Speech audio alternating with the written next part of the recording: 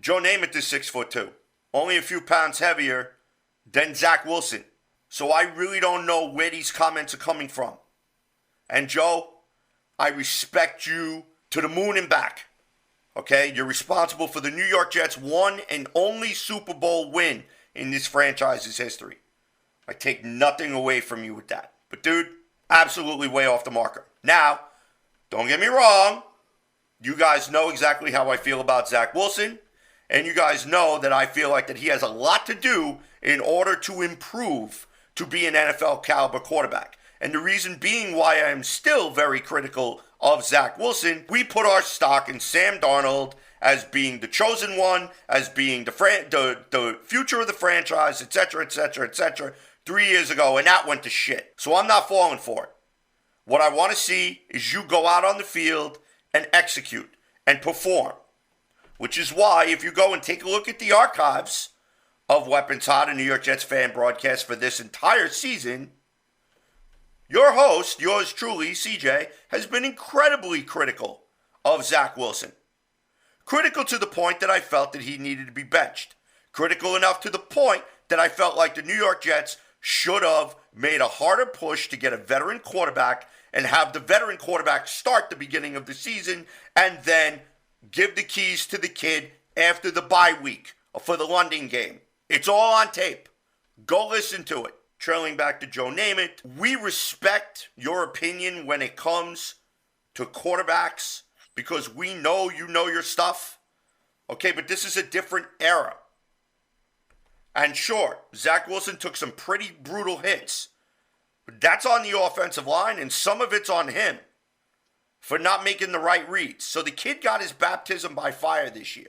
But to say that you don't know how long he's going to last back there, that's just ridiculous, dude. Do me a favor, stick to your Flexall 454 commercials, go back into the hyperbaric chamber and get the oxygen treatments, go kick back, relax, light up a cigar, and enjoy all the millions that you've made throughout your career through endorsements and so on and so forth. But please, do me a favor. Don't comment on the quarterbacks, on the future quarterbacks of the New York Jets. Do you know why? Because this is a different game from when you played.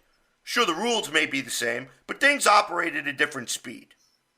A lot of people freaking enjoy listening to you and listening to your opinion because you are a rah-rah guy when it comes to the New York Jets. No doubt. Myself included. I love listening to you give your opinions on today's Jets team. But this was you putting your foot in your mouth. Because I don't think that the New York Jets organization, with as much draft capital as they have invested, going to bend themselves over a barrel and put themselves in a compromising position where this could be a catastrophic failure, which could cost both Joe Douglas and Robert Saleh their jobs.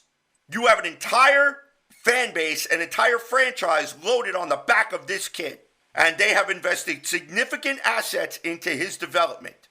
If the kid's going to be a bust, let's talk about that when he actually becomes a bust. Not that everybody was kissing Sam Darnold's ass after he got traded to Carolina, and you had Jet fans taking to social media saying, "Ooh, you're going to ruin the day. Sam Darnold's going to throw for 1,000 yards against the Jets."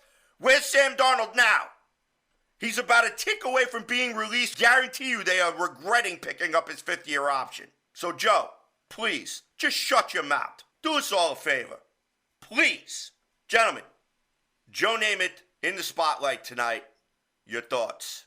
I agree with everything you said. Joe Namath can't be making those comments whenever he is the exact same height as Zach Wilson. I don't know if whenever he was doing the interview he thought he was 6'6" or something, but Joe Namath is literally the same height as Zach Wilson and was a Hall of Fame quarterback. I don't know if maybe he has dementia or something and forgot he's a Hall of Fame quarterback, but he made the Hall of Fame as a 6'2" quarterback. And Zach Wilson, I mean, most quarterbacks in the NFL are around that height. Patrick Mahomes, the baby goat, is 6'3". I believe the only quarterback who is around a 6'6", 6'7" height who's actually doing something in the NFL right now is Justin Herbert. You're rarely going to see a quarterback 6'6" doing something in the NFL. And I don't know where Joe Namath thought, a quarterback needs to be 6'6" from, but that's just an outlandish take.